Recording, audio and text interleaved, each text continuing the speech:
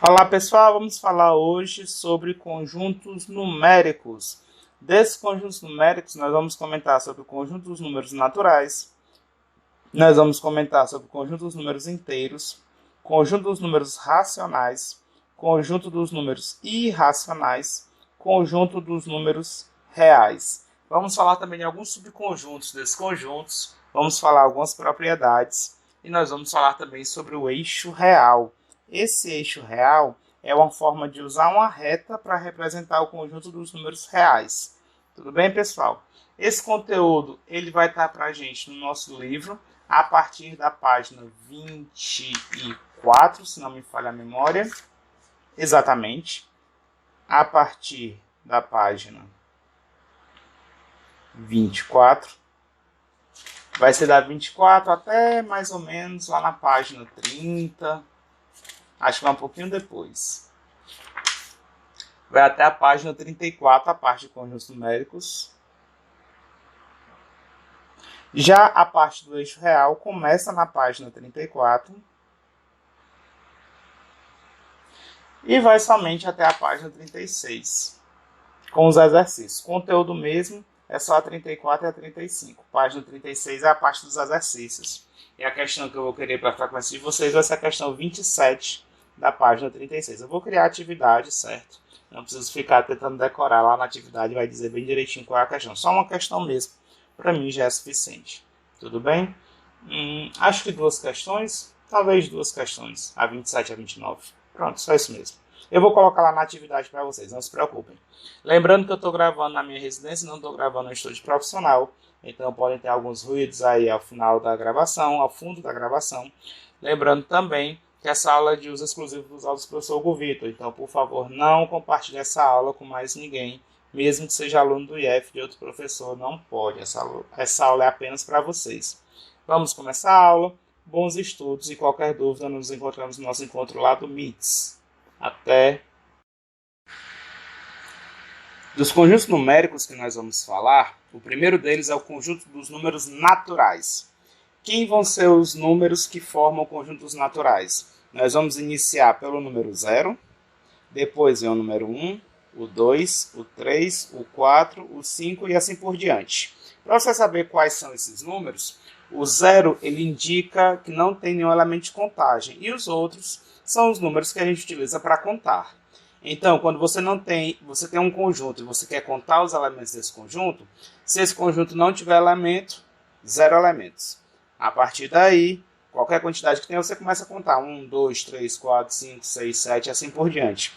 Então, a base da formação do conjunto dos números naturais são os números usados para contar. Eu vou colocar aqui o reticências para representar todos os outros números. Esse é um conjunto infinito, ou seja, tem infinitos números naturais, certo? E eu gostaria de fazer uma observação. Existe um símbolo para o conjunto dos números naturais, SN bonitão aqui. Conjunto dos números naturais.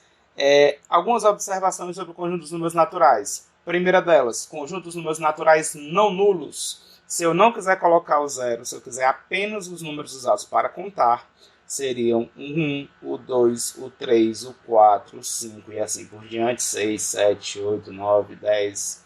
Estou colocando novamente reticências para representar continua. Repare que aqui eu não coloquei o 0, são apenas os números usados para contar. Esse aqui é o conjunto dos números naturais não nulos. E é representado pelo símbolo dos naturais com essa estrelinhazinha aqui em cima, tudo bem? Ainda sobre o conjunto dos números naturais, números consecutivos, antecessor e sucessor. Se você tiver dois números naturais um ao lado do outro, eles são números consecutivos. Eu vou marcar aqui lá no nosso conjunto dos naturais dois desses números, por exemplo, o 3 e o 4. Esses dois números são números consecutivos. O 3 ele é o antecessor do 4 e o 4 é o sucessor do 3. Então, dados dois números um ao lado do outro nesse conjunto dos naturais, esses dois números um ao lado do outro eles são números consecutivos e tem um nome de um com relação ao outro, certo? O 3, no caso, seria o antecessor do 4 e o 4 seria o sucessor do 3. O antecessor é quem vem antes, o sucessor é quem vem depois. Consecutivos é porque os dois são vizinhos. Então, números consecutivos eles vêm aos pares. Então, 1 e 2 é um par de números consecutivos. 2 e 3 é um par de números consecutivos. Então, nós temos pares de números consecutivos. E nesse par, um deles vai ser o antecessor, o outro vai ser o sucessor. Quem vem antes é o antecessor, quem vier depois é o sucessor. Outro exemplo, é sempre aos pares. Então, vem um par de números consecutivos, eu marquei lá em cima outro par, 1 e o 2. Nesse par, o 1 é antecessor do 2, o 2 é o sucessor do 1. Vou pegar outro par. Nesse outro par, eu vou pegar o número 2 novamente, só que eu quero o 2 e o 3. Nós temos outro par de números consecutivos, sendo que agora o 2 ele é o antecessor do 3 e o 3 ele é o sucessor do 2. Certo? Guardem isso. Dados dois números consecutivos, quaisquer, um deles eu vou chamar de n, o outro eu vou chamar de n mais 1. O n é o antecessor do n mais 1, o n mais 1 é o sucessor do n. Ok? Sempre números consecutivos vindo aos pares. Propriedades dos números naturais. Todo número natural tem um sucessor. Sempre que você pegar um número natural qualquer, ele vai ter um sucessor. A soma de dois números naturais quaisquer também é um número natural. E o produto de dois números naturais quaisquer é um número natural. Essas propriedades estão lá na página 24. Eu vou acrescentar mais uma informação sobre o conjunto dos números naturais, que eu acho uma informação bem interessante. Existe um número natural que não é sucessor de ninguém. Pense um pouquinho. Qual seria esse número natural que não é sucessor de nenhum outro número natural? Eu estou falando dentro do conjunto dos naturais, só desses números aí. O número que não vai ser sucessor de ninguém é o primeiro de todos, é o nosso zero. Deixa eu botar aqui outra cor. O zero, ele não vai ser sucessor de nenhum número.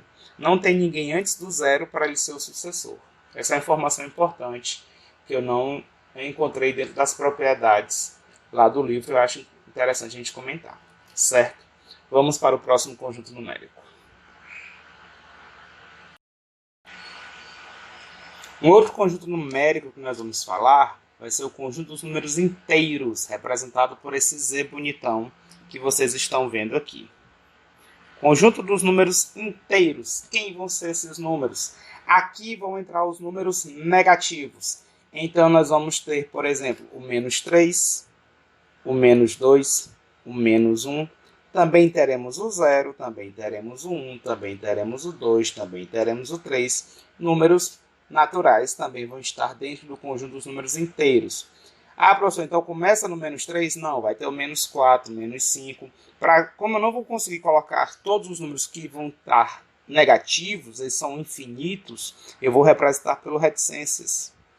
E também os positivos, né, que vão ser depois do 3, nós temos o 4, o 5 e assim por diante, eu vou representar também pelo reticências. Então, repare que aqui no conjunto dos números inteiros aparecem os números negativos. Uma coisa interessante que lá nos números naturais nós não tínhamos era uma subtração de um número menor com um número maior. Números naturais eles são utilizados para representar quantidades. Pensa comigo, se eu tenho 3... Uma das coisas que a gente aprende lá no ensino fundamental, lá no comecinho do fundamental, para você interpretar o conjunto dos números naturais. Você tem 5 laranjas, comeu 2, com quantas fica? 5 laranjas, comer 2 quer dizer retirar 2. No final você vai ter 3. Esse é o raciocínio mais primitivo dos números que a gente tem. É o raciocínio lá dos naturais. E uma das coisas que as professoras da gente não deixavam a gente fazer lá no início do fundamental é subtrair o número pequeno de um número grande. Tipo assim, eu tenho 2 laranjas, comi 5. Eu tenho 2 laranjas, comi 5, quer dizer, eu vou tirar 5. Como é que pode fazer isso? Não há uma interpretação dessa continha dentro do conjunto dos números naturais. 2 menos 5. Não dá. Lá nos naturais, os números representam quantidades contáveis. Aqui nos inteiros agora a gente tem ferramentas para executar essa conta, certo? É onde a gente aprende as regras de soma com sinais diferentes. É onde aparecem os números negativos. Somas com sinais diferentes que vocês aprenderam. Repete o sinal do maior número. O sinal é do número que tem logo depois dele. Então, o 2 ele tem um sinal positivo. Você não está vendo, é porque ficou omisso quando o primeiro sinal for positivo. Não precisa colocar.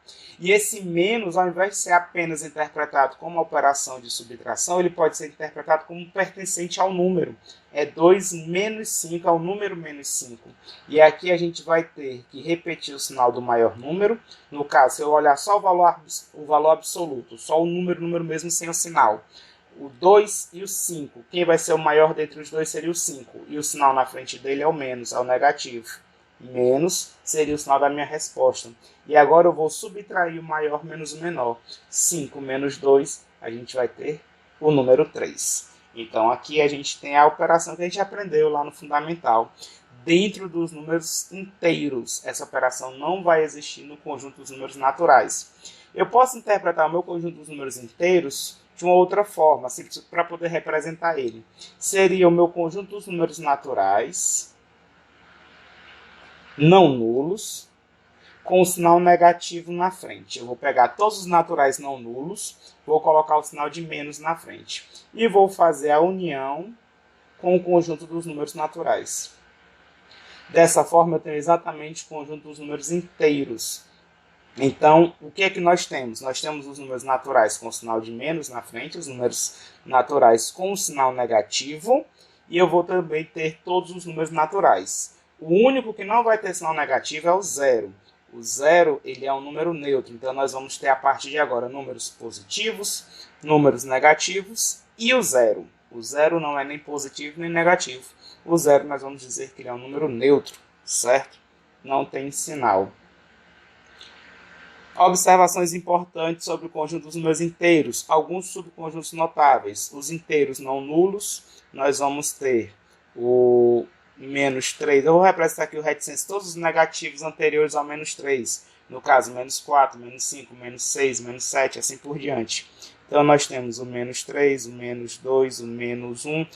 Quando tiver o asteriscozinho, eles são os inteiros não nulos. Então, o zero não entra. O zero é que é um nulo, ele não entra. Se não vai ter o zero, depois do menos 1, eu vou colocar 1, vou colocar o 2, vou colocar o 3 e assim por diante. E eu vou representar o restante pelo reticências. Também é um conjunto infinito. Nós temos mais 4 subconjuntos notáveis. Seriam os inteiros não negativos. Os inteiros não negativos é esse próximo que eu vou colocar. O que seriam os inteiros não negativos? É quando eu não coloco os números negativos. Então aqui vai ter o 0, vai ter 1, vai ter o 2. Praticamente os mesmos números naturais. Ok? Nós vamos ter os inteiros não positivos. Então, aqui não vai entrar só número positivo. Então, vão entrar o menos 4, menos 5, menos 6. Eu vou representar com esse reticências. Vai ter o menos 3, o menos 2, o menos 1.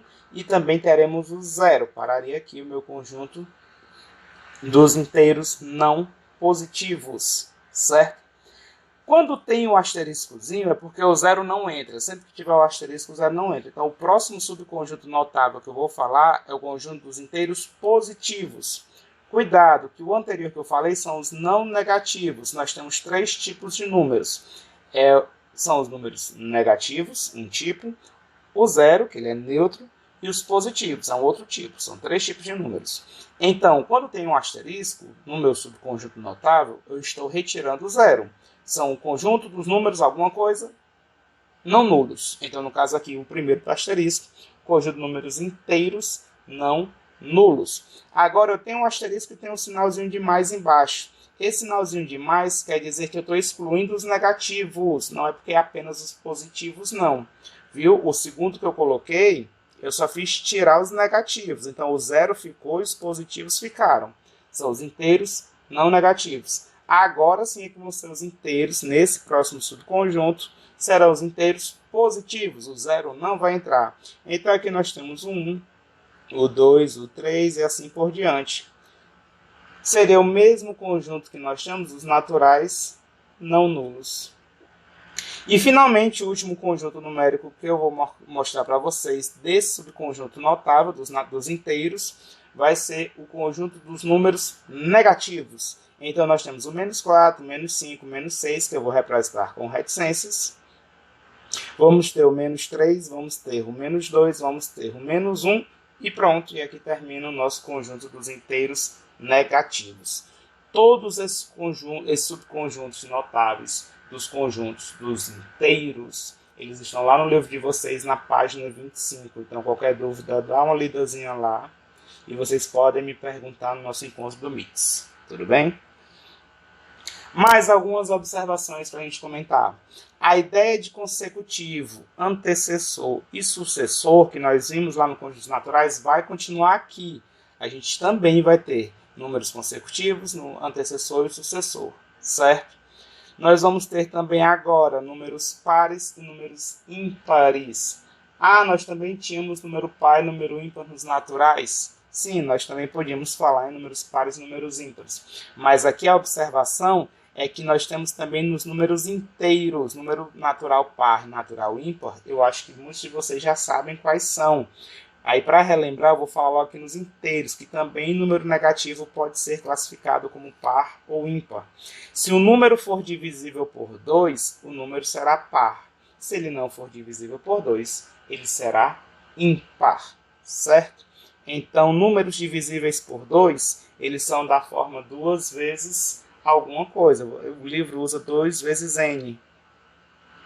Para qualquer número n pertencente aos inteiros. Então, 2 vezes 1, 2 vezes 2, 2 vezes 3, 2 vezes 4, seria a tabuada do 2. Então, 2, 4, 6, 8, 10 e assim por diante são os números pares. 0 é par, 2 vezes 0 é 0, 0 é par. 2 vezes menos 1, 2 vezes menos 2, 2 vezes menos 3 também serão números pares. 2 vezes menos 1 vai dar igual a menos 2. 2 vezes menos 2 dá igual a menos 4.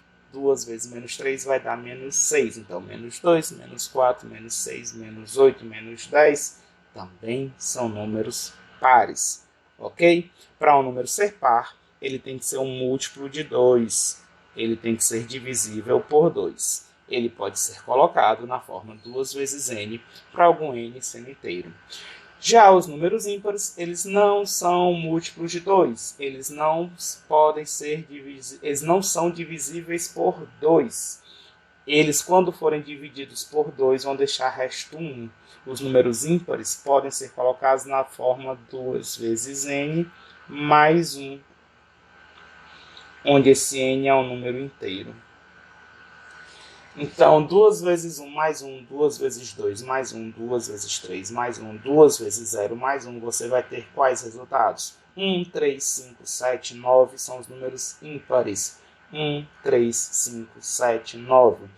2 vezes menos 1 mais 1 vai dar menos 1. 2 vezes menos 2 mais 1, 2 vezes menos 3 mais 1, 2 vezes menos 4, também pode usar os números negativos. O menos 1, menos 3, o menos 5 também serão números ímpares.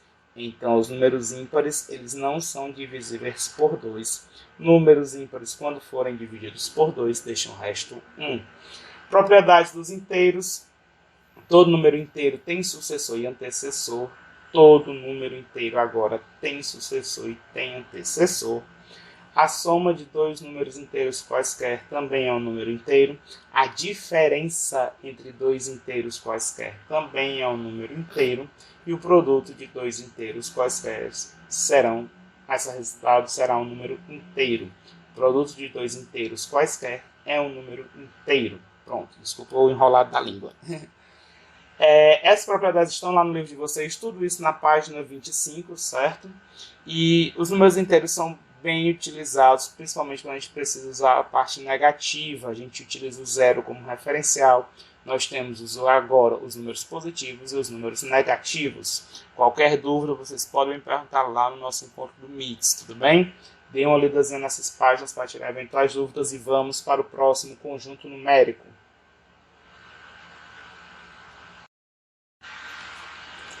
Próximo conjunto numérico agora é o conjunto dos números racionais, representado por esse Q bonitão que vocês estão vendo aí.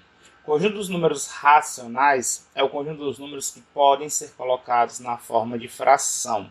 Então, a gente representa esse conjunto dos números racionais como sendo o conjunto dos números A sobre B, tais que A pertence ao conjunto dos números inteiros e B pertence ao conjunto dos números naturais não nulos.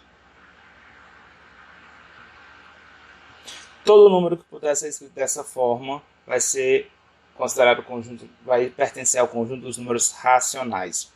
Para vocês terem uma ideia, qualquer número inteiro, o número 3, por exemplo, então o número 7, lá embaixo, só um exemplozinho, alguns exemplozinhos bobinhos. Números inteiros, eles podem ser colocados, podem ser escritos na forma de fração. A forma de fração é um número dividido por outro, então o 3 é como se fosse 3 dividido por 1.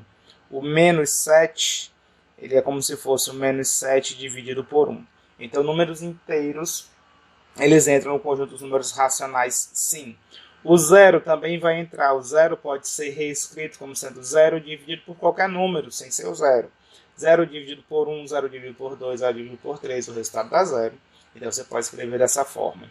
Você tem outros números que agora vão entrar nesse conjunto que não tinham nos outros conjuntos numéricos. Eu estou falando aqui, nesse primeiro momento, que os números inteiros, qualquer um deles, também vai pertencer ao conjunto dos números racionais. Mas tem outros números racionais que não são inteiros. As frações que não determinam um número inteiro, por exemplo, 2/3, ou então 1/2, metade. Pronto, agora nós temos 1 sobre 2, 1/2. É a mesma coisa que o 0,5. Então entram agora os números decimais, entram as frações nesse conjunto numérico que a gente não tinha lá nos números inteiros nem nos naturais. Agora a gente pode trabalhar com frações, agora a gente pode trabalhar com números decimais. Operações com frações, soma com frações, multiplicação com frações, vocês já estudaram, a gente vai precisar disso, certo? Além disso, nós temos os subconjuntos notáveis do conjunto dos racionais. Nós temos o conjunto dos racionais não nulos. Eu não vou escrever todos aqui, é bem parecida a ideia lá com o que nós vimos no conjunto dos inteiros. Então, os racionais... Opa, eu acabei apagando o sinal ali. Conjuntos racionais não nulo, conjuntos racionais não negativo, conjuntos racionais... Vou do começo de novo. Conjuntos racionais não nulos, conjunto dos números racionais não negativos, conjunto dos números racionais não positivos, conjunto dos números racionais positivos, conjunto dos números racionais negativos. A ideia é a mesma que nós tínhamos lá no conjunto dos inteiros, sendo que agora são para frações também, para números decimais também. Então, toda essa definição você vai encontrar com mais detalhes lá na página 28. Eu não vou me prender muito a escrever tudo isso aqui mais uma vez para o conjunto dos racionais, como eu fiz lá para o conjunto dos inteiros, mas qualquer dúvida pode me perguntar lá no Meets que eu esclareço a dúvida de vocês. Recomendo dar uma lidazinha lá na página 28, lá no comecinho dela tem todos esses subconjuntos bem ditos lá, né, bem descritos, bem direitinho, ok? Tem alguns outros pontos importantes que eu quero falar sobre conjuntos racionais. Vamos falando agora.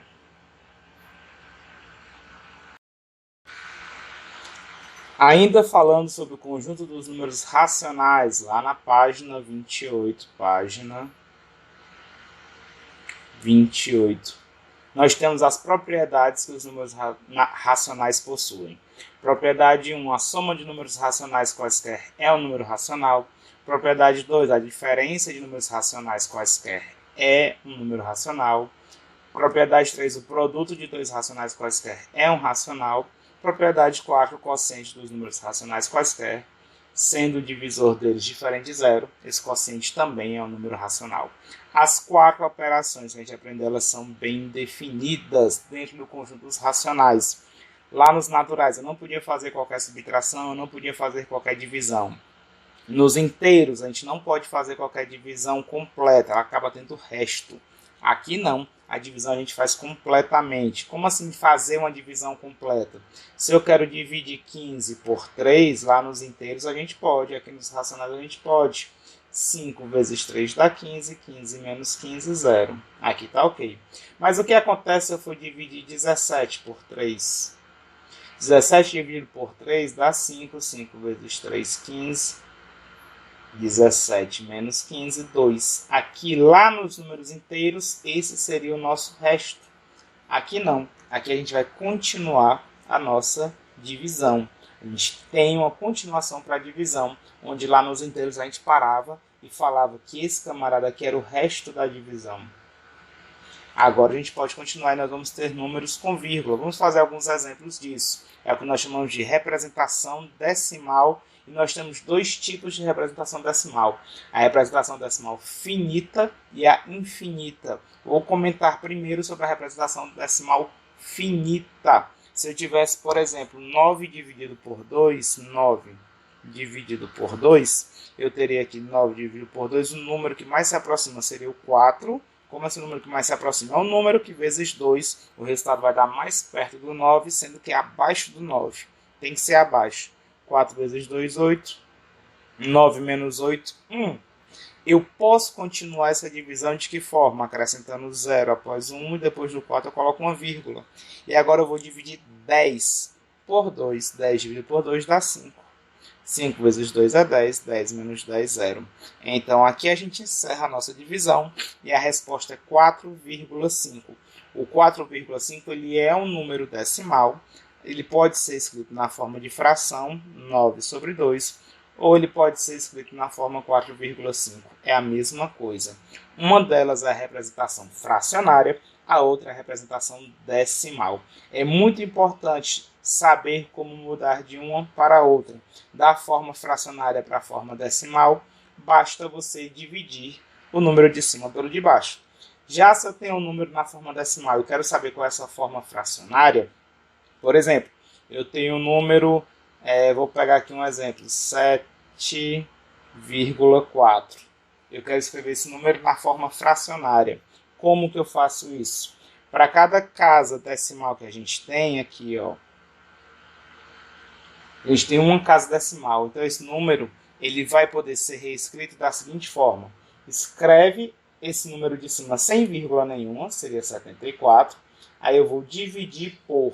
Embaixo vai ficar algum múltiplo de 10. Ou é 10, ou é 100, ou é 1000, ou é 10.000. Ou seja, é um seguido de alguns zeros. A quantidade de zeros é exatamente a mesma quantidade de casas decimais. Como nós temos apenas uma casa decimal, é uma casa após a vírgula, uma casa do lado direito da vírgula, então aqui vai ser o 1 seguido de apenas um zero. É a mesma quantidade de casas decimais, nós vamos ter de zeros aqui no denominador. Você pode simplificar esse número se você quiser. Fica até melhor, certo? A gente chama de simplificação de fração. Seria dividir em cima e embaixo por um mesmo número para chegar a uma fração equivalente. Então, se você quiser dividir por 2, por exemplo, 74 dividido por 2 vai dar 37. 10 dividido por 2 vai dar 5. Então, o 7,4 ele é a mesma coisa que 74 sobre 10, é a mesma coisa que 37 sobre 5. Frações que elas são escritas com números diferentes. Repare que o numerador e o denominador, o numerador é o de cima, numerador, e o denominador é esse valor de baixo, denominador. Aqui é um M, opa, texto não, desculpa, borrachinha. Denominador. Isso. Eu consigo escrever outras frações que representam a mesma quantidade, ou seja, a gente vai ter o mesmo número, só que com numerador e denominador diferente. É o que nós chamamos de frações equivalentes. Por exemplo, um exemplo bem simples, 1/2, 1 sobre 2. Eu posso escrever, por exemplo, 2/4.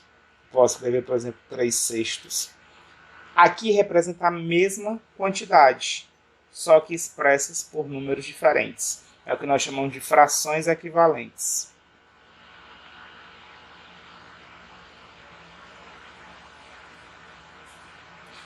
Sua representação fracionária pode ser dada de diversas formas. Nós sempre buscamos aquela que é a mais simples, a forma simplificada.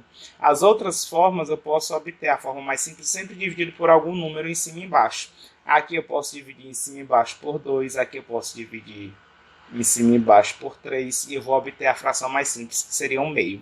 A representação decimal eu vou descobrir quando eu dividir 1 pelo 2. 1 dividido por 2, se você dividir 1 por 2, não vai dar para dividir inicialmente. Você acrescenta logo aqui no quociente um 0 e a vírgula e bota um 0 depois do 1. E você vai realmente dividir 10 por 2. 10 dividido por 2 dá 5. 5 vezes 2, 10. 10 menos 10, 0. Então, 1/2, 1 sobre 2 é equivalente a 0,5.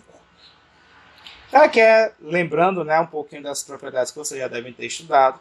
Lembrando de representação decimal finita, nós podemos somar frações, subtrair frações, multiplicar frações, somar números decimais, subtrair números decimais, multiplicar números decimais. Tudo isso vocês já aprenderam. Qualquer dúvida vocês podem perguntar lá no Meet, que eu esclareço, que eu relembro para vocês qualquer uma dessas regras, tudo bem? Mas, gente, vamos dar uma pesquisada, dar uma estudada sobre as operações, que nós vamos trabalhar muito operações com números decimais e operações com números fracionários, tudo bem?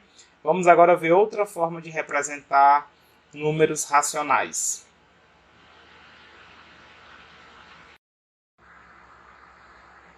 Vamos falar agora sobre a representação decimal infinita dos números racionais. Isso mesmo, representação decimal infinita. São as chamadas dízimas periódicas. Vou colocar aqui o nome do lado, dízimas periódicas. Que é isso? Como nós vimos, os números racionais eles podem ser colocados na forma de fração. Pensa, por exemplo, no número 5/3. Se eu quiser pegar esse número 5/3 e passar para a forma decimal, ou seja, naquela forma com número com vírgula, a gente vai ter uma coisa bem curiosa. Na hora que eu for dividir 5 por 3, 5 dividido por 3, o 1 seria o valor que vai fazer o múltiplo mais próximo de 3, mais próximo de 5, né, sendo que menor que 5. 1 vezes 3, 3.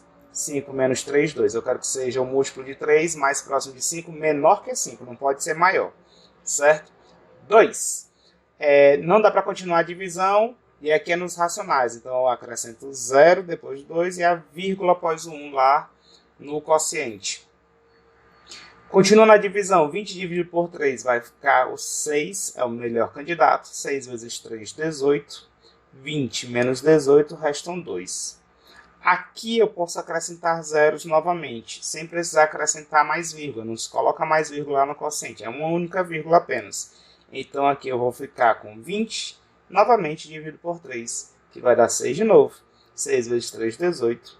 20 menos 18, restam 2. E vejam que vai ficar algo bem repetitivo. Acrescento o 0, coloco o 6 lá no quociente. 6 vezes 3, 18. 20 menos 18, 2. Coloco o 0. Então, essa situação repetitiva, essa situação que não tem fim, vai gerar para mim uma resposta infinita. Uma representação infinita para a fração 5/3. Essa representação é uma dízima periódica. O período é essa parte que se repete. Então, 6, 6, 6, 6, 6, 6 sempre vai aparecer. Então, 5/3 é a mesma coisa que 1,666. Pá. Reticências, porque o 6 vai continuar repetindo. Outra forma de escrever esse número seria 1,6 com a barrinha em cima do 6. Essa barrinha indica que o 6 é a parte que se repete. Eu prefiro mais a barrinha, certo? A barrinha é bem mais interessante para a gente. Passar de fração para dízima periódica é fácil. Basta você fazer a divisão, como a gente fez aqui do lado. Agora, e se eu quisesse o contrário? Se eu quisesse passar de dízima periódica para fração? Será que vocês sabem fazer isso? Se eu quisesse, por exemplo, pegar o número 0,3333 e passar para a forma de fração. Tem algumas dicas aqui para a gente passar esses números para a forma de fração. Eu não vou ensinar essas dicas, certo? Mas quem fez um bom ensino fundamental aí deve se lembrar. Caso vocês não lembrem, não precisa se desesperar, não tem problema. Dá uma pesquisadazinha, certo? Só para relembrar, a gente também não vai pegar muito pesado com relação a isso. Eu vou mostrar aqui uma outra forma, acho que alguns poucos de vocês devem ter visto na forma que eu vou mostrar aqui, que é usando variável. Como assim usando variável? Eu vou fazer o seguinte, eu vou nem representar com um pauzinho, que é para ficar mais fácil vocês entenderem, quem tem mais dificuldade. Eu vou continuar aqui representando pela reticências. Minha representação pela reticência está aqui. Eu vou pegar o meu número 0,33333333, eu vou dizer que isso aqui é igual a x. Eu só tenho um número no meu período, só um número que se repete, que é o 3. Essa quantidade de números que se repetem, eu vou multiplicar por um múltiplo de 10, ou seja, no caso, 10, 100, 1000, 10.000, sendo que o número que eu vou escolher vai depender da quantidade de números que se repetem. Se tem apenas um número que se repete, é esse 1 zero que eu vou utilizar. Se forem dois números que se repetem, seriam 2 zeros. Então, é 1 seguido de uma certa quantidade de zeros. Eu vou multiplicar por 1 seguido de apenas um zero, no caso seria o número 10. Se eu multiplicar tudo por 10, olha o que acontece. Quando você multiplica um número que tem vírgula por 10, essa vírgula vai caminhar uma casa para a direita. Essa vírgula vem para cá. Tudo bem? Então, guarda essa informação que 0,33333 é igual ao meu x. Quando eu multiplico tudo por 10, eu vou ter agora aqui 3,3. Não esquece que o 3 é infinito, então vai continuar aparecendo 3 depois, certo? E aqui, ao invés de x, a gente vai ter agora 10 vezes x.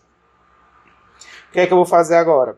Esse meu número que nós temos do lado direito, ele é um número inteiro com um número decimal. Eu vou separar as duas partes.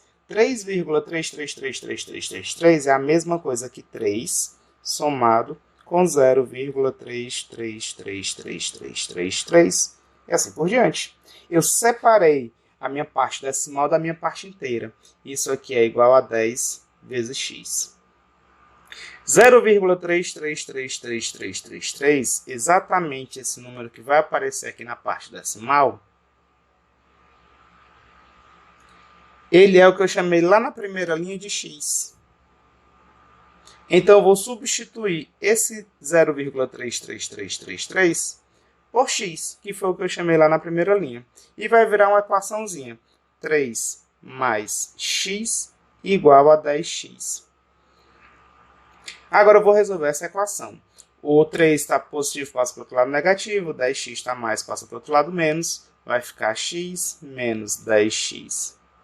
É igual a menos 3, deixa eu apagar aqui, menos 3.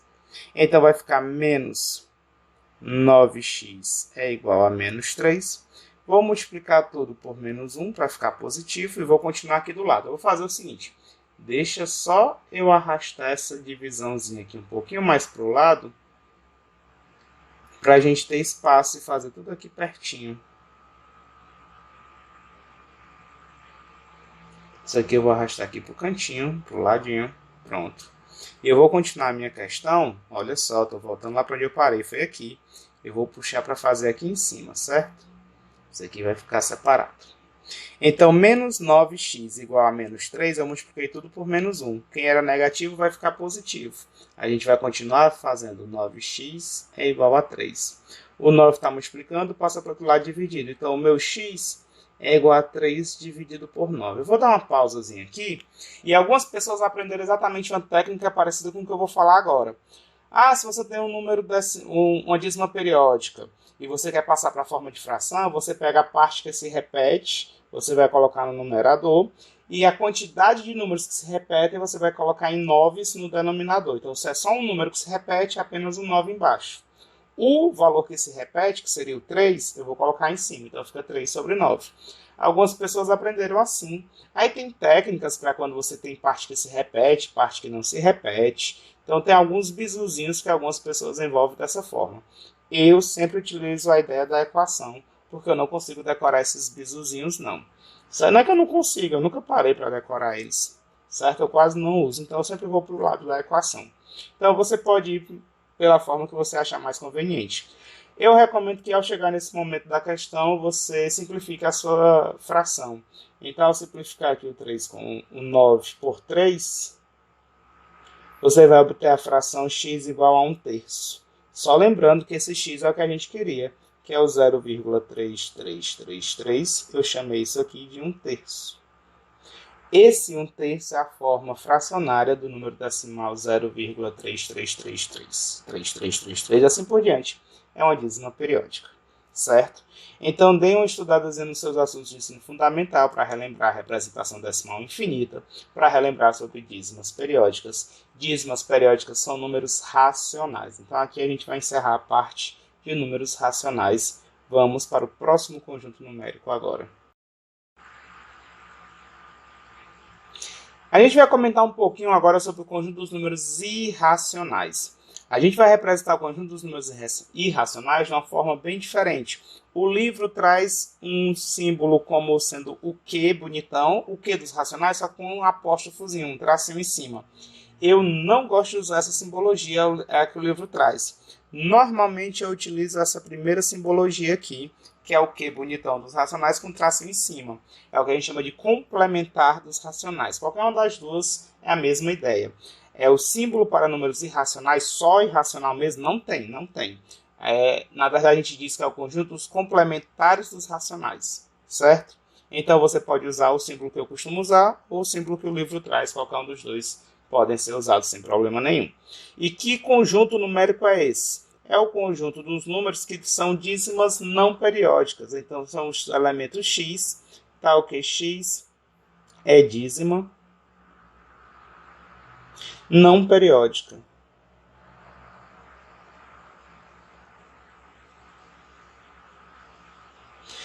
Existem números irracionais? Sim, eles existem. Existir mesmo, certo? Como é que você constrói um número irracional, para vocês terem uma ideia? Um exemplo de número irracional seria o raiz quadrada de 2. Raiz quadrada de 3. Raiz quadrada de 4 não é irracional, é racional. Opa, raiz quadrada de 3. São exemplos de números irracionais. E como eu posso construir esses números? Por meio de retângulos, por exemplo. Se você fizer, no caso, o raiz de 2, vou dar o exemplo do raiz de 2. Se você fizer um quadrado, não precisa nem do retângulo, basta um quadrado.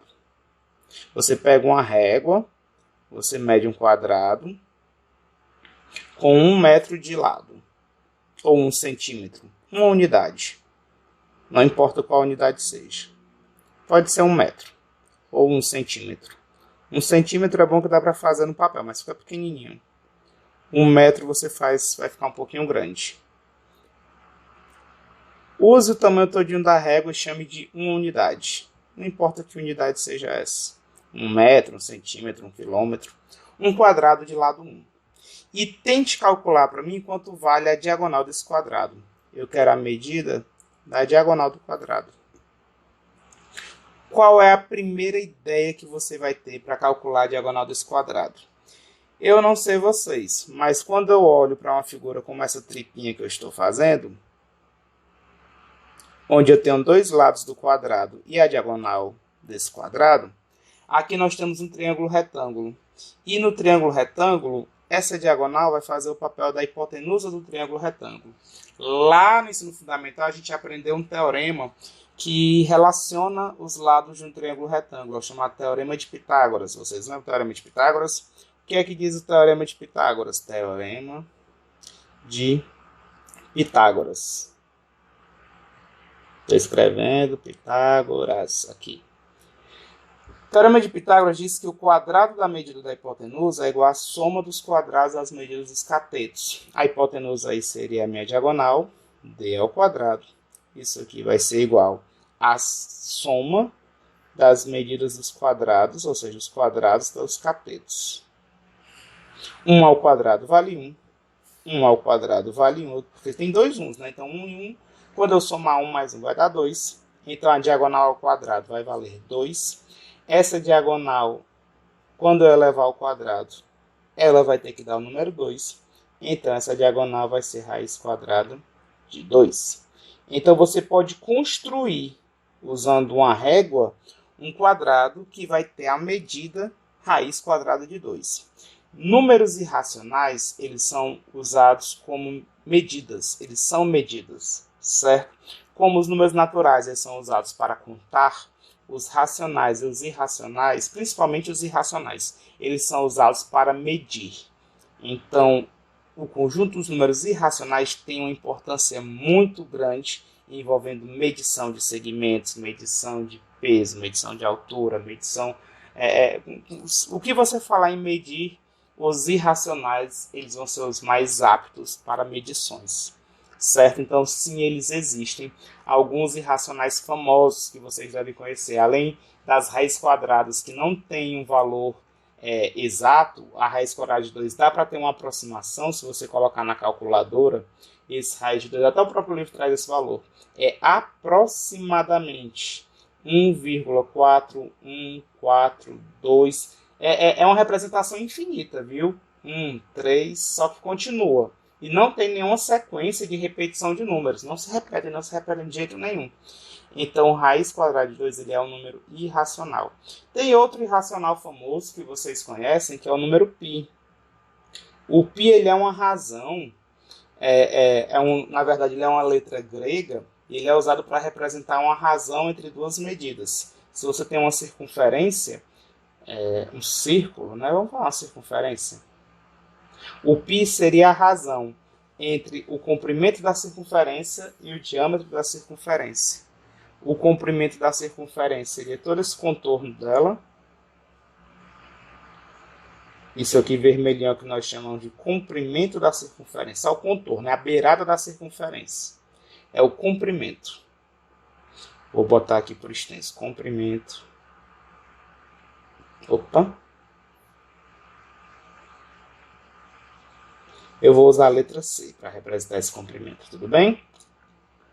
E o diâmetro da circunferência é um segmento que vai passar pelo centro da circunferência e encostar na ponta da circunferência, de um lado e do outro.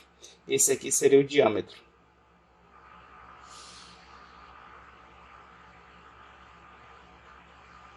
Eu vou abreviar pela letra D maiúscula, para não confundir com a diagonal D minúscula que eu usei anteriormente, certo? Então, o valor do π, que é uma letra grega, mas ele é utilizado como um número quando a gente fala no assunto de circunferências, ele nada mais é do que uma razão entre um comprimento da circunferência pelo seu diâmetro. É a divisão, razão quando eu falar uma divisão do comprimento da circunferência pelo diâmetro da mesma circunferência. E é bem interessante que essa razão sempre vai dar o mesmo valor para qualquer circunferência que você trabalhe. E é um número irracional, aproximadamente 3,14. Na verdade, é 3,14159265 e continua, parará, de forma infinita e não periódica. A gente acaba usando, na maioria das vezes, 3,14, quando for necessário, certo? Os números irracionais também têm propriedades, ok? As propriedades dos números irracionais elas estão listadas nas páginas 31 e 32, páginas 31 e 32. E sobre essas propriedades, nós podemos destacar algumas interessantes, que são o fato de que a soma de um número racional com um número irracional continua sendo um número irracional. Olha só que legal. A soma de um número racional com um número irracional vai dar como resposta um número irracional. Então, na verdade, operações entre irracionais, a resposta final não é um irracional. Isso é que é o mais interessante das propriedades. O que vai gerar um número irracional é qualquer uma das 4 operações entre números racionais com um número irracional. Vou adicionar aqui uma página. Por exemplo, se eu pegar o número 3, somar com o número raiz quadrada de 2, o 3 é um número racional. O raiz quadrada de 2 é um número irracional. O resultado que nós vamos obter é 3 mais raiz de 2. Sim, eu só fiz repetir. Porque o número raiz quadrada de 2, a representação decimal dele é infinita e não periódica. Eu não sei exatamente quanto vai dar, mas seria mais ou menos aquele valor que eu tinha colocado para vocês anteriormente. 1,4142. Eu não decorei, eu estou olhando no livro. Ninguém decora esses valores aqui de números irracionais. Por favor, não precisa decorar isso, certo? Mas para vocês saberem que a representação decimal dele é infinita e não periódica. E eu posso sim somar esses valores. O 3 é um número inteiro, soma com a parte inteira do outro número. E essa soma vai dar 4,41421,3 e continua com a sua representação infinita e não periódica. Então, operações de soma, subtração, multiplicação e divisão envolvendo um número racional com um número irracional vai me dar como resposta também um número irracional. Pensa um pouquinho, será irracional? Pronto. Pensa um pouquinho. Será que se eu fizesse operações entre números irracionais, a minha resposta também era irracional? Você consegue verificar isso, se vai ser irracional, se vai ser racional? Pense em dois números irracionais, que quando eu somar, o resultado vai dar racional. Ou então dois números irracionais, que quando eu multiplicar, a resposta vai dar um número irracional. Ou então racional. Se você conseguir achar um par de números, que quando eu somar, um par de números irracionais, eu quero um irracional operacionando com um irracional. E eu quero saber se a resposta sempre vai ser irracional, ou se a resposta sempre vai ser racional, ou se pode ser qualquer uma das duas. Será que a gente consegue pensar em resultados como esse? Pense para a gente comentar na próxima aula, no nosso encontro do MITS. Se você não entendeu direitinho, lá na aula você acompanha o que eu estou querendo fazer. Eu quero fazer operações envolvendo números irracionais e observar qual vai ser o tipo de resposta que eu vou obter. Se vai ser irracional, se vai ser racional. Eu queria que, se vocês pudessem, tentassem chegar em alguma resposta. Se vai ser sempre irracional, se vai ser sempre racional. Se pode ser os dois casos, ou um ou outro, dependendo dos números que eu escolha. Pensem um pouquinho sobre isso, certo?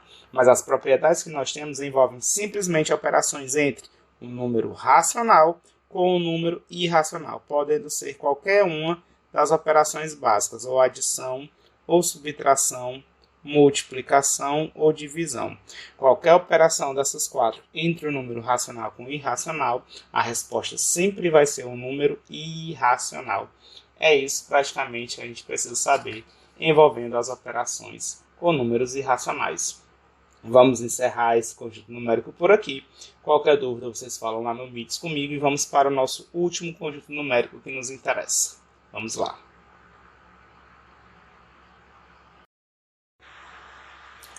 O último conjunto numérico que nós vamos comentar será o conjunto dos números reais, representado por um R bonitão, como vocês estão vendo aí. Sobre o conjunto dos números reais, não tem muito segredo. É só juntar todos os números que nós estudamos até agora, que nós vamos ter o conjunto dos números reais. Então, para não esticar muito, basta eu imaginar o conjunto dos números racionais quando eu juntar com o conjunto dos números irracionais. Ok? Uma observação interessante que eu ainda não comentei, mas o livro ele faz gradualmente, são sobre as inclusões de um conjunto dentro do outro. Todos os conjuntos que nós estudamos, seria, por exemplo, o conjunto dos números naturais, ele pode ser representado por um diagrama. E se eu for representar o conjunto dos números inteiros, a melhor forma de representar ele, usando os naturais também, seria dessa forma, onde eu tenho uma inclusão dos naturais dentro do conjunto dos números inteiros. Todo número natural também é um número inteiro, certo? Guardem isso. Se eu for agora representar o conjunto dos números racionais por meio de diagramas, eu teria o conjunto dos racionais dessa forma. Onde o conjunto dos racionais vai ter todos os conjuntos, o conjunto dos números inteiros dentro dele, e, consequentemente, o conjunto dos números naturais. Já o conjunto dos números irracionais, ele não vai ter nenhum desses camaradas dentro dele. Eu teria algo assim, para representar o conjunto dos números irracionais. Deixa eu botar os racionais mais para o ladinho. Seria uma parte toda para o conjunto dos números racionais e a outra parte para o conjunto dos números irracionais. E a união dos dois vai me dar o conjunto dos números reais. Então, os dois que eu digo, os racionais com os irracionais. Então, essa aqui seria a melhor forma de representar esses conjuntos numéricos que nós vimos até agora. Tudo isso que nós estamos vendo, tudo isso seria o meu conjunto dos números reais. O conjunto dos números reais tem algumas propriedades interessantes, certo? As 4 operações feitas com números reais continuam sendo um número real, certo? É bom deixar claro que não existe raiz de índice par de número negativo dentro do conjunto dos números reais. Então, se você quiser calcular raiz quadrada, ou melhor, raiz de índice ímpar, vou pegar aqui raiz cúbica de menos 8, isso aqui vai existir, certo? Raiz de índice ímpar de número negativo existe. Se não puder ser calculado assim tão fácil, pode ser que seja um número irracional. Nesse caso aqui seria um número racional. Qual o número que vezes ele de novo, vai dar menos 8. Esse seria o menos 2. Eu quero um número que vezes ele de novo, ou seja, ele vezes ele 3 vezes. Né? Ele vezes ele, seria o menos 2, para poder dar menos 8. Agora, raiz quadrada, raiz quarta, raiz sexta, raiz cujo índice for par, de número negativo, não tem como. Raiz quadrada de menos 9. Qual o número que vezes ele mesmo vai dar menos 9? Não existe dentro do conjunto dos números reais. Existem outros conjuntos numéricos que nós não vamos trabalhar que tem resposta para a raiz quadrada de número negativo.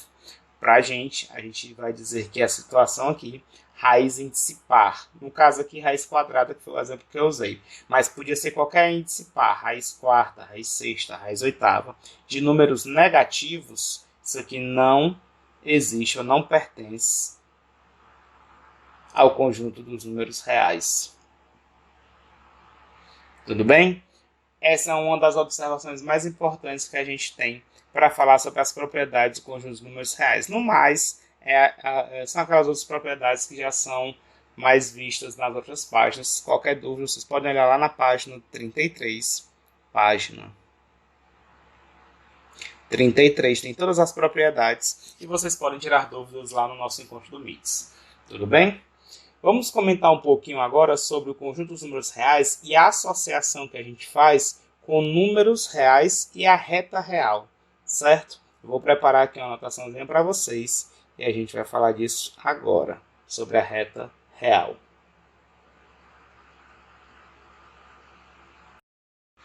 Vamos falar agora sobre o eixo real. O que seria esse eixo real? É uma forma de associar a cada número real um ponto numa reta. Então, eu vou colocar aqui o desenho de uma reta. Essa reta ela é infinita nas duas direções, certo? Vou marcar um ponto qualquer nessa reta, já que ela é infinita, mas aqui na minha representação não vou desenhar ela infinita, não tem como, né? Impossível. Eu vou botar mais aqui centralizado um ponto.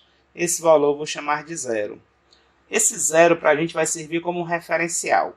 Além do 0, eu preciso de mais uma coisa. Eu preciso de uma unidade. Eu vou marcar um outro valor à direita do 0 e vou dizer que vai ser o meu 1. Então, nós precisamos de uma reta, nós precisamos de uma origem, é o meu 0, e nós precisamos de uma unidade. Com essas três coisas, 0, reta, origem e unidade, nós podemos agora construir o eixo real. O que seria essa unidade? É só o número 1. A unidade é todo o intervalo, é todo o pedacinho que vai do 0 até o 1. Esse pedacinho aqui seria a minha unidade. Reproduzindo ele, mesmo tamanho. À direita do 1, nós vamos ter os outros números naturais. O 2, o 3, o 4. Não tem uma régua aqui, mas eu estou indo mentalmente deixando o mesmo espaço, certo? E continuando. Para o lado direito, nós temos valores positivos. Se você tiver uma régua, com a régua fica muito melhor. Para o lado esquerdo, nós vamos ter, também colocando unidade, nós vamos ter valores negativos. Menos 1, menos 2, menos 3, e assim por diante. Então, os números inteiros nós podemos representar com a ajuda dessa unidade. Números fracionários são partes de uma unidade. Por exemplo, o número 1/2, deixa eu apagar aqui a parte onduladinha. Deixa eu ver se eu consigo. Apaguei a reta toda. Voltar com a reta. Eu queria ter apagado só a tripinha, apaguei foi tudo. Pronto, voltei. Tá aqui a reta. Partes do inteiro vão me dar os números racionais. Por exemplo, 1/2, que seria o meu 0,5. Mesma coisa que 1/2. Eu vou pegar o meu inteiro e dividir em duas partes iguais. Uma delas vai ser o meu 1/2, é o 0,5. O menos 1/3, já para a parte negativa, eu divido em 3 pedacinhos iguais. Menos 1/3 vai ser um desses pedacinhos. E por aí vai. A gente pode colocar aí os números racionais, os números inteiros, os números naturais, como a gente já colocou, até mesmo os números irracionais, por meio de aproximação. Por exemplo, o número π, a gente sabe que é aproximadamente 3,14. Então, se você pegar entre o 3 e o 4, dividir em 10 partes iguais, você vai ter 3,1, 3,2, 3,3, 3,4, 3,5, 3,6, 3,7, 3,8, 3,9 e depois o 4. Então, entre o 3,1 e o 3,2, você pode marcar um pontinho. E esse aqui seria aproximadamente 3,14 e você vai associar ele ao número π. E por aí vai, você pode preencher o seu eixo real com os números reais que você quiser por meio de aproximações usando essa ideia que nós estamos falando aqui. Tudo bem? Com relação ao eixo real, o que eu vou ter interesse para comentar com vocês é com relação a intervalos. Intervalo aberto no eixo real e intervalo fechado. O que seria um intervalo? É quando a gente começa em um número, termina em outro e pega todos os valores entre esses dois números, com alguns cuidados. Nós temos intervalos abertos e nós temos intervalos fechados. Nós temos outros tipos de intervalo também. No livro traz todos esses tipos de intervalos lá na página 35. Eu vou chamar atenção apenas para esses dois tipos, intervalo aberto e intervalo fechado. Depois eu comento o restante. Com relação ao intervalo aberto, o que é que a gente vai comentar sobre o intervalo aberto? Se eu quiser pegar um intervalo que vai, por exemplo, do número -2 até o número 3, eu vou marcar o número -2, vou botar uma bolinha, vou marcar o número 3 positivo, vou colocar uma bolinha lá na reta. Essa bolinha lá na reta é aberta, essa bolinha como eu estou fazendo aí, está me dizendo que eu não vou incluir os números -2 e o 3 nesse intervalo. Eu vou fazer uma tripinha entre uma bolinha e a outra, pegando na reta. Essa tripinha, essa riscadinho que eu estou fazendo, vai me dar a interpretação de que eu estou pegando todos os números entre o -2 e o 3. Eu só não estou interessado exatamente no -2, exatamente no número 3. Uma outra forma de representar intervalo na reta, desse jeito como eu fiz, desse intervalo, exatamente esse intervalo, é por meio de conjunto. Aquela representação onde eu uso a descrição de uma propriedade. Eu vou abrir a chave, vou colocar x pertencente aos reais, tal que, aí eu vou botar o primeiro valor do meu intervalo, que é o -2, vou colocar o símbolo de menor que, vou colocar o x, menor que 3 e fecho o meu intervalo. Isso que eu escrevi agora significa que o meu elemento desse intervalo ele é um conjunto, esse intervalo é um conjunto de números, ou seja, ele é um subconjunto do conjunto dos números reais. Então, eu tenho que usar a chave, aí vem x pertence aos reais, tal que -2 é menor do que x, que é menor do que 3. Eu não gosto dessa leitura. Leia usando a seguinte forma, x está entre -2 e 3. Essa é a melhor forma de ler. Então, x é um número real, tal que x está entre -2 e 3. Tudo bem? Não estamos incluindo o -2 e o 3 nesse intervalo. Por isso ele é chamado de intervalo aberto. Por isso a representação é com bolinha aberta. Outra forma de representar intervalo aberto, esse mesmo intervalo, nessa linguagem de intervalos eu posso usar um parêntese. Parêntese no -2, parêntese no 3. Isso aqui que eu tenho é um intervalo aberto, nessa que vai do -2 até o 3. Tudo bem? Já intervalos fechados, se eu quisesse, por exemplo, intervalo fechado, que vai do número -1 até o número 1. Eu vou marcar uma bolinha, só que agora eu vou pintar essa bolinha. No -1, vou marcar também uma bolinha lá um pouquinho para a direita. no meu número 1, da minha reta, e vou fazer uma tripinha. Essa bolinha fechada, essa bolinha pintadinha, diferente da bolinha aberta que a gente colocou anteriormente, a gente vai chamar de bolinha fechada, bolinha pintada não.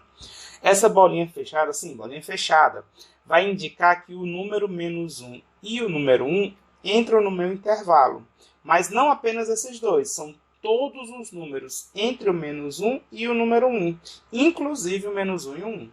Se eu fosse escrever na linguagem de conjuntos, por meio de uma propriedade, seria x pertencente aos reais, não esquece da chave, tal que -1 é menor ou igual que x, que é menor ou igual do que 1. Repare na diferença do intervalo fechado para o intervalo aberto. Quando a gente coloca na linguagem de conjuntos, tem que ser menor ou igual, porque esse igual aí é que vai indicar que os números das extremidades vão pertencer ao intervalo. No intervalo fechado, os números que estão nos extremos, eles estão no intervalo. Lá no intervalo aberto, os números das extremidades não pertencem ao intervalo, somente quem está entre esses dois números que eu escrevi. Qualquer número que está no meio deles, por exemplo, -1, o 0, o 1, o 2, lá no intervalo aberto, eles pertencem, mas o 3 não pertence. Até mesmo os números racionais, o 2,5 no intervalo aberto, ele vai pertencer. Eu vou marcar aqui que eu estou falando e algumas pessoas devem estar olhando para o intervalo fechado. Aqui o 2, o 2,5, o 2,9, o 2,99, 2,999, bem próximo do 3, vai pertencer ao intervalo, mas 3, exatamente 3, não vai pertencer ao intervalo aberto. Já no intervalo fechado, não somente os números do meio, por exemplo, o 0, o 0,5, o 0,9, o 0,99, o 1 também vai pertencer no caso do intervalo fechado. Certo? Intervalos fechados nós também podemos representar por meio de colchetes. Então, eu posso representar usando colchete no -1, colchete no 1. Como intervalos abertos a gente representa usando parênteses, intervalos fechados podem ser representados usando colchetes. Para finalizar essa aula de hoje, vamos falar um pouquinho das operações envolvendo intervalos na reta real.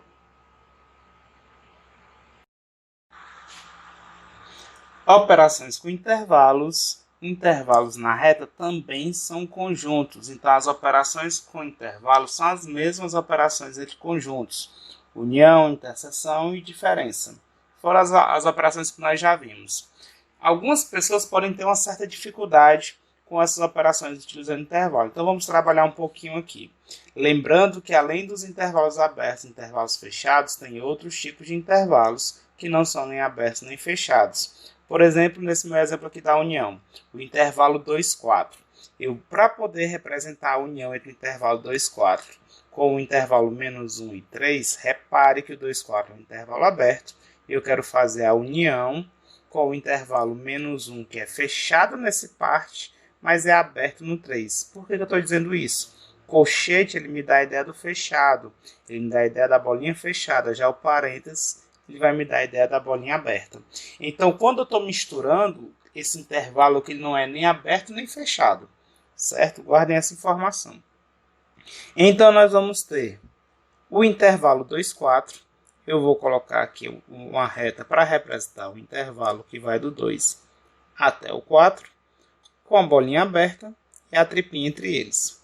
Logo abaixo, eu vou colocar uma outra reta. Nessa reta eu vou representar o outro intervalo que ele me dá, só que de forma coerente. Como assim de forma coerente? O -1 ele vai ficar antes, vai ficar à esquerda do número 2, com a bolinha fechada. Eu vou colocar aqui o -1. E o número 3 vai ficar entre o 2 e o 4, lá da outra reta. Eu vou até marcar aqui um pontilhado só para eu ter uma noção, não é obrigado, mas é só para eu ter uma noção. Eu vou marcar aqui uma bolinha aberta, deixa eu deixar mais abertinha, ficou um pouquinho marcada ela. Vou botar aqui a bolinha aberta no número 3. E eu vou fazer a tripinha entre o -1 e o 3. Pronto, eu represento um intervalo, uma reta para o intervalo que vai do 2 até o 4, intervalo aberto, e uma outra reta para o -1, opa, é fechado no -1 e é aberto no 3. Agora eu vou fazer uma outra reta que vai me dar a resposta que eu quero, que vai ser a união entre o intervalo 2, 4, união, menos 1, 3. Aqui vai ficar a minha resposta, depois eu coloco lá embaixo. Essa resposta eu vou fazer um pontilhadozinho com todos os valores que apareceram lá em cima. Repare que nós temos alguns pedacinhos dessa reta. No menos 1, vou nem botar a bolinha agora, a bolinha é a última coisa que a gente olha. O 2, o 3 e o 4. Eu vou olhar também o pontilhado ligando todas as três retas para a gente analisar pedacinho por pedacinho. Antes do menos 1, entre o menos 1 e o 2, entre o 2 e o 3, entre o 3 e o 4 e depois do 4. A gente vai fazer a análise de cada um deles. Na minha resposta, sempre que tiver uma tripinha em alguma das duas retas, eu estou dando a resposta da união. Sempre que tiver alguma tripinha em alguma das duas retas, vai ter uma tripinha na resposta. Então, antes do menos 1, não tem tripinha em nenhuma das duas retas, não vai ter tripinha na resposta. Entre o menos 1 e o 2, tem uma tripinha na segunda reta, então vai ter uma tripinha aqui na minha resposta. Entre o 2 e o 3, vai ter tripinha nas duas retas, vai ter também na resposta. Entre o 3 e o 4, não tem tripinha na segunda reta, mas tem tripinha na primeira, então vai ter tripinha na resposta. Para finalizar aqui, eu vou analisar as bolinhas.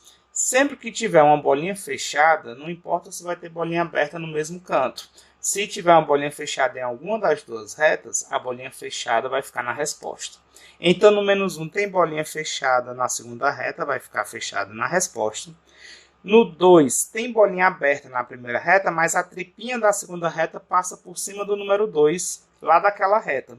Quando a tripinha passa por cima, é porque naquela reta é como se fosse bolinha fechada. A tripinha que eu desenhei significa que todos os pontos aí que vão ficar entre o menos 1 e o 3 vão ser como se fossem bolinhas fechadas em todos eles. A tripinha está logo pegando tudo de uma vez. Então, se o 2 está aberto na reta de cima e o 2 está fechado, ele tem a tripinha passando por ele na segunda reta, quando eu fizer a união, quem vai ganhar é a tripinha. Vai ter uma tripinha também no 2 na resposta. Vai ter bolinha fechada, é sempre quem ganha, como se fosse um 2 com a bolinha fechada. De novo, para quem não entendeu, olha para o número 3. Olha para o número 3. Lá na segunda reta, tem uma bolinha aberta no número 3. Mas na primeira reta, lá em cima, tem uma tripinha que passa por cima do número 3 daquela reta. Você não está vendo escrito o número 3, mas como tem uma tripinha entre o 2 e o 4, a tripinha está pegando todos os números entre o 2 e o 4. Inclusive, pega o número 3 daquela reta. Então, se tem uma tripinha nessa reta de cima, mas na segunda reta está com a bolinha aberta, quem ganha é a tripinha na união. Na união, a minha resposta vai ter a tripinha em cima do 3. Finalmente, lá no número 4, tem bolinha aberta na primeira reta e na segunda reta não tem bolinha fechada e nem tripinha. Se não tem bolinha fechada nem tripinha, tá só a reta porque é como se fosse bolinha aberta também. Se a bolinha está aberta nas duas retas, só assim que ela vai estar aberta na resposta da união. Para a bolinha estar aberta na resposta da união, tem que estar aberta nas duas. A minha resposta aqui de 2, 4. União menos 1 e 3, a minha resposta disso aqui vai ser o intervalo que é fechado no menos 1 e é aberto no 4. Entenderam isso aqui? União, certo? Já a interseção, a gente vai pegar a parte que tem nos dois ao mesmo tempo. Então, para fazer a interseção, a gente vai fazer também a representação na reta de cada uma das partes. Pronto, eu botei aqui de uma forma mais confortável essa parte da interseção. Então vamos lá, vamos representar numa reta o intervalo 1, 3 aberto. Então aqui eu vou marcar o número 1, deixar aqui a reta um pouquinho maior. Está aqui o número 1, bolinha aberta. Está aqui o número 3, bolinha aberta. E a tripinha entre eles. Agora eu vou colocar uma segunda reta, representando o intervalo 0, 2. O 0 antes do 1 da primeira reta tem que ser de uma forma coerente. Também bolinha aberta. E o 2 no meio, entre 1 e o 3. E agora a tripinha entre eles. Lá embaixo eu vou colocar a terceira reta. Nessa terceira reta eu vou marcar todos os números que estão aí colocados, fazer o pontilhado pegando todas as retas.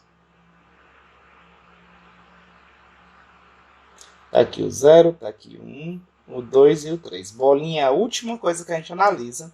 Aqui eu vou colocar a resposta do intervalo 1, 3, interseção com o intervalo 0, 2.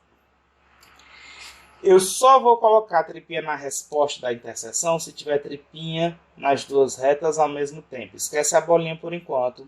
Só vou colocar tripinha se tiver tripinha nas duas retas anteriores. Antes do 0 não tem tripinha em ninguém, não vai ter tripinha na resposta. Entre o 0 e o 1 só tem tripinha na segunda reta, não tem tripinha na primeira. Só vai ter tripinha na resposta se tiver tripinha nas duas ao mesmo tempo. Essa é a regra da interseção. União é uma regra, interseção é outra regra. Não confunda. Para pertencer à interseção, tem que pertencer às duas retas ao mesmo tempo. Na tripinha entre o 1 e o 2, olha nas duas retas, que tem tripinha nas duas retas, tem um tracejadozinho nas duas retas. Entre o 1 e o 2 vai ter tripinha na resposta. Entre o número 2 e o número 3, não tem tripinha na segunda reta, só vai ter na primeira. Se não tem na segunda reta, não vai ter na resposta. Finalmente, depois do número 3, não tem tripinha em nenhuma das duas, não tem tripinha na resposta também. Para finalizar agora a bolinha. Aqui só vai ter bolinha fechada se for fechada nas duas ao mesmo tempo. Se tiver bolinha aberta pelo menos em uma das retas, basta ter bolinha aberta só em uma, vai ter bolinha aberta na resposta. Então o 0 é bolinha aberta, vai ficar aberto na resposta. Não bota a bolinha nem deixa tripinha. Deixa o 0 lá na dele. Só vai botar a bolinha mesmo se estiver colado com alguma tripinha. O 0 está isolado e nem tem bolinha fechada. Deixa ele lá. No 1 tem bolinha aberta lá em cima. Então vai ter bolinha aberta na resposta. Basta ter uma bolinha aberta, pelo menos uma, para ter na resposta. E o 2 tem bolinha aberta na segunda reta. Então vai ter na resposta também. Então a nossa resposta vai ser o intervalo do 1 até o 2 aberto. O 3 também tem bolinha aberta lá em cima. Vai ficar aberto na resposta. A minha resposta final, o intervalo 1, 3 aberto, interseção 0, 2. Isso aqui vai dar o intervalo 1, 2 aberto. Tudo bem? Para finalizar agora, nós vamos comentar sobre a diferença entre dois intervalos. Está aqui um exemplo que não tem nenhum intervalo nem aberto nem fechado, certo? No caso, eu vou começar do mesmo jeito, representando cada um dos intervalos na reta real, cada um na sua reta. Então, eu vou começar com o intervalo menos 2 fechado, e aqui é 3 aberto. Está aqui uma reta só para ele. O menos 2 fechado, eu vou botar a bolinha fechada. No número 3 aberto, eu vou deixar a bolinha aberta. E fazer a tripinha entre o menos 2 e o 3. Já no segundo intervalo, vai ficar aberto no 1, fechado no número 4. Quando for fazer a marcação na reta, cuidado para ser coerente. Não vai botar o número 1 antes do menos 2, não. Vai botar aqui, não.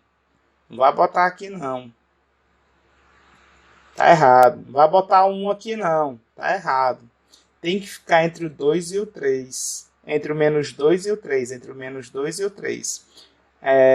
Menos 2... Tem uma noção mais ou menos de vida mentalmente. Não precisa nem marcar, não. Menos 2, menos 1, 0, 1, 2, 3. Só para você ter uma noção que o número 1 vai ficar um pouquinho mais perto do número 3 do que do menos 2. Aí você bota a bolinha aberta. E o número 4 vai ficar lá depois do número 3. Bolinha fechada, número 4. E faz a tripinha. Está aqui os nossos dois intervalos que aparecem na questão. A diferença de dois intervalos, quando eu for fazer a reta que representa a resposta, menos 2, 3, menos 1, 4. A minha resposta vai ter quem? Eu vou querer a tripinha que tem na primeira reta, mas não pode ter na segunda reta. Eu quero que tenha tripinha na primeira reta, mas não pode ter tripinha na segunda reta. Se não tiver na primeira reta tripinha, não vai ter na resposta. Se tiver na primeira, mas também tiver na segunda reta, não vai ter na resposta. Eu só vou fazer tripinha onde tiver tripinha na primeira reta e não tiver tripinha na segunda reta. Vou marcar os números fazendo tracejado lá embaixo.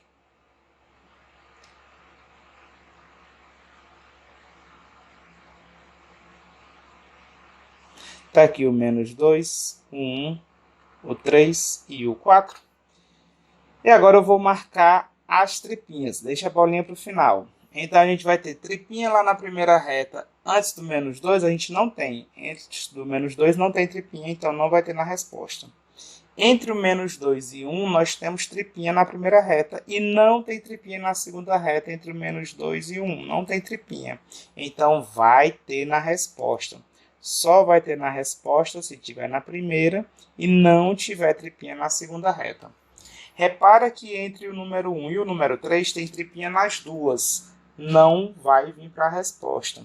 Só vem para a resposta da diferença se tiver tripinha na primeira e não tiver tripinha na segunda. Finalmente, entre o 3 e o 4, não tem tripinha na primeira. Então, não vem para a resposta, nem depois do 4. Passou do número 3, não tem tripinha na primeira, já não vai ter tripinha na resposta. Tudo bem? Para a gente finalizar aqui, bolinha aberta ou bolinha fechada? Como é que vai ficar as bolinhas na resposta? Para ser bolinha fechada, a mesma regra. Tem que estar fechado na primeira e não pode estar fechada na segunda. O menos 2 está fechado lá em cima e o menos 2 na reta do meio, né, na segunda reta, ela não está marcada, não tem tripinha, não tem bolinha. Então é como se fosse aberta. Então está fechado na primeira, não está fechada na segunda, vai ficar fechado na resposta lá no menos 2. De novo, olha para o número 1. Lá em cima a tripinha passa por meio do 1. É como se, quando a tripinha passa por cima, é como se fosse fechada. Quando a tripinha passa por cima do 1, é como se fosse bolinha fechada. É fechada na reta de cima, não é fechada na segunda reta, no 1, no ponto número 1. A bolinha está aberta, não é fechada.